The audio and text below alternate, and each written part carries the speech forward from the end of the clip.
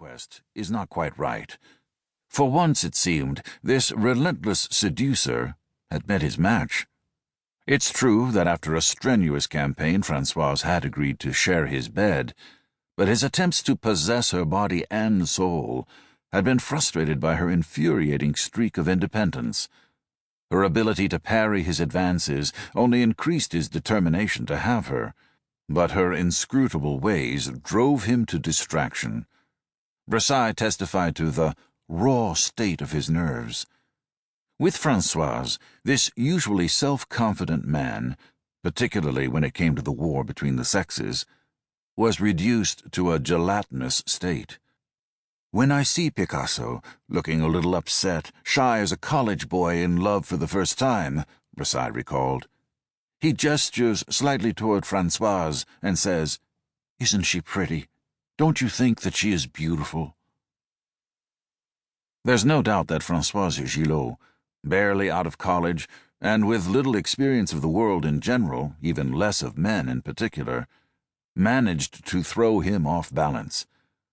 After more than a year of on and off wooing, Picasso was still unsure where he stood. "I don't understand you," he grumbled. "You're too complicated for me." In her most recent display of rebellion, Francoise had spent the last few months in the south of France, not exactly ending the relationship, but making it clear that she wasn't ready to commit to him. And when she finally returned, showing up unexpectedly on his doorstep, he couldn't hide his hurt feelings. "I thought you weren't coming back," he sulked, "and that put me in a very black mood." Though she was here now, Picasso knew she might just as easily slip away. Since her return to Paris in late November, Picasso had assumed a role that had often worked before on star-struck young women, playing the older master to the eager pupil. Francoise had still not agreed to move in with him, but she visited his apartment almost every day. "Over the weeks that followed," she recorded, "I began to do just what Pablo advised me to do, to study Cubism more in depth. In the course of my studies and reflections, I worked back to its roots, and even beyond them to his early days in Paris, between 1904 and 1909. Being initiated into the mysteries of the 20th century's most important movement by its founder was a rare privilege for a budding artist, and Picasso was happy to oblige. These lessons drew them closer, their intimacy heightened by the sense of a shared voyage. At the same time, they measured an unbridgeable gap. While she had her future in front of her, he belonged to history.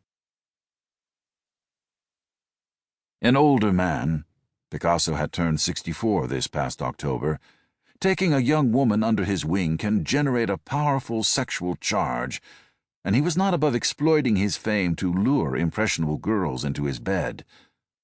But with Francoise, it was different. He felt a kinship with her that went beyond mere sexual appetite. Each responded to the loneliness in the other, a sense of isolation that culminated in Picasso's fantasy that his lover would live in the rafters beneath the rooftop of his studio where, together, they could shut out the world. When Jaime Sabartez, the childhood friend who now served as his personal secretary and gatekeeper at the Rue des Grands Augustins, warned him that the relationship was bound to end badly, Picasso turned on him angrily. "You mind your business, Sabartez," Picasso shouted.